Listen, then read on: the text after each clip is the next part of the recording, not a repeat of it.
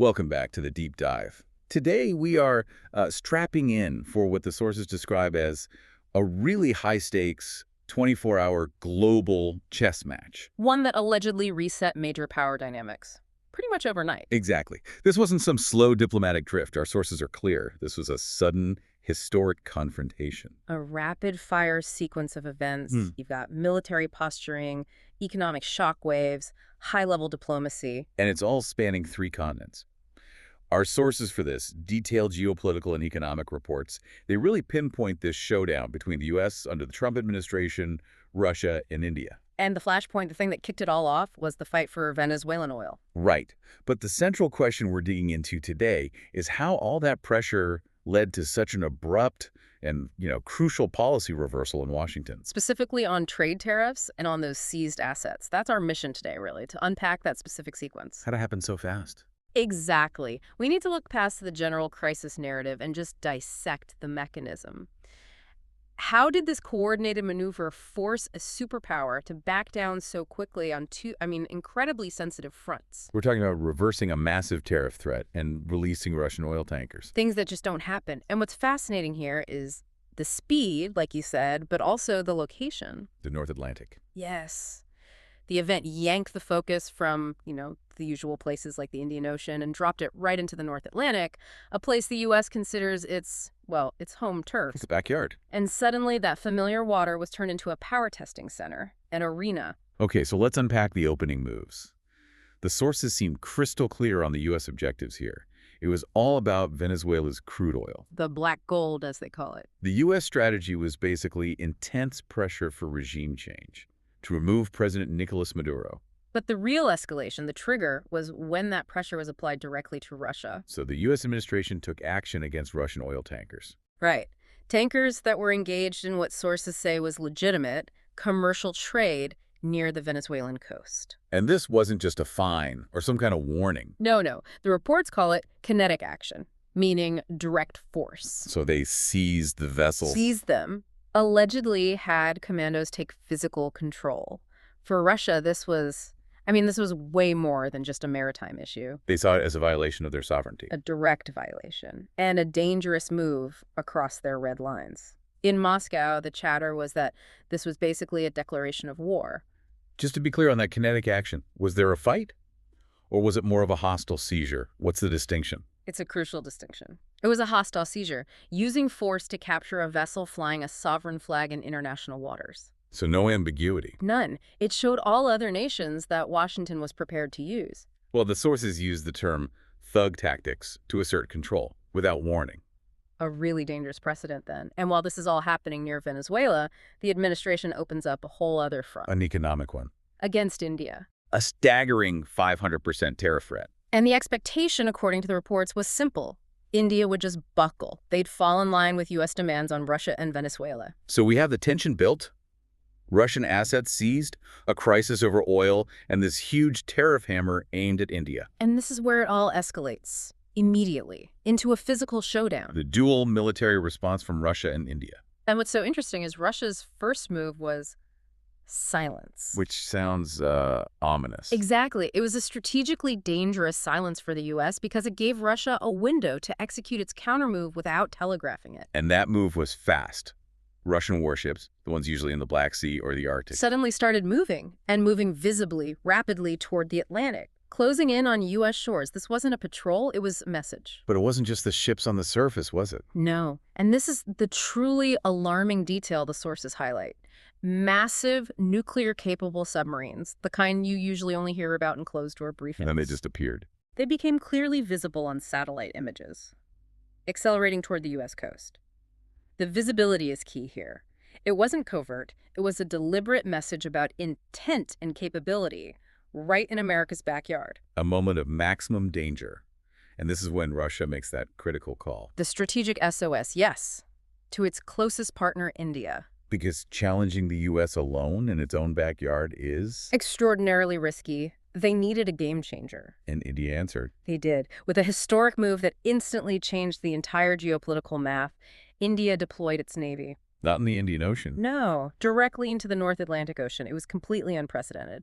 India's naval focus has always been regional. The Indian Ocean, the Arabian Sea, So by entering the Atlantic, it was signaling that its interests were now global. and that it was willing to defend them far from home. So this wasn't just a symbolic gesture, a flag show, as some reports called it. Absolutely not. It was a fundamental challenge to U.S. maritime supremacy. The U.S. establishment saw it as a direct threat to its naval dominance. The alarms must have been ringing. Constantly. Because India's presence meant any U.S. move against the Russian ships now risked a multilateral naval confrontation. It forced a choice: back down or trigger an international crisis with a major Indo-Pacific power. So the military presence was the visible deterrent. But the sources say India's real blow, the move that actually forced the U.S.'s hand. Came through diplomacy and economic leverage, a two-pronged attack. Let's start with the diplomacy. Before the ships even got there, India had apparently secured a massive diplomatic win. A huge one. They coordinated with a bloc of 47 nations at the UN. 47, that's a huge number. And if you look at the bigger picture, this was India positioning itself as the voice of the global south. So why do these 47 nations matter so much? Because they represent huge populations, resource control, and a shared grievance against Western unilateralism. The idea that one power can dictate terms. Exactly. So by creating this political bloc so quickly, India created a diplomatic shield. A shield that deterred the U.S. from taking direct action against its warships. Because attacking India would have been seen as attacking the entire Indo-Pacific, risking total isolation. The U.S. was strategically trapped by international opinion. Trapped by diplomacy.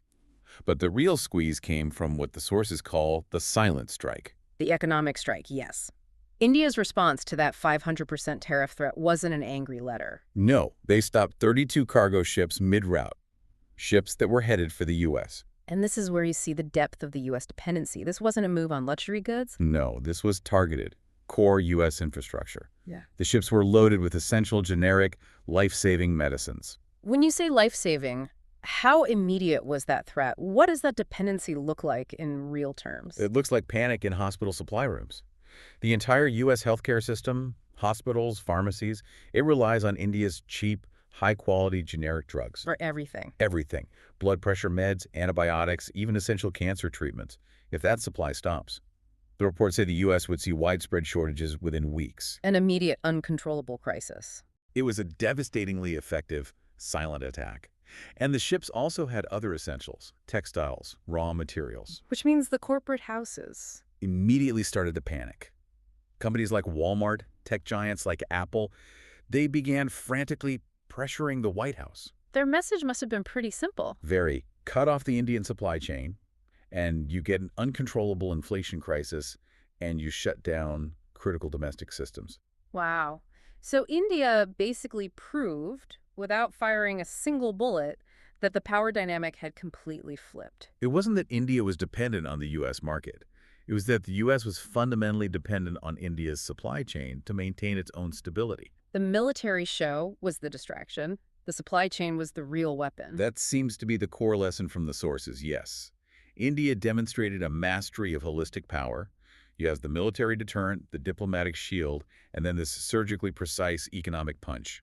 The coordination of those three is what made the reversal inevitable. Which brings us to the results. The immediate concrete results of all this pressure, culminating in less than 24 hours. And the pressure worked. The U.S. President Donald Trump was publicly forced into a major U-turn on the tariff. He issued a statement, right, claiming it was a mistake or not for India. Which was an enormous diplomatic and economic victory, a clear retreat. And just as critically, the U.S. was forced to release the Russian oil tankers. Effectively acknowledging the pressure. The stated goal of monopolizing Venezuelan oil was broken. So what does this mean for the bigger picture?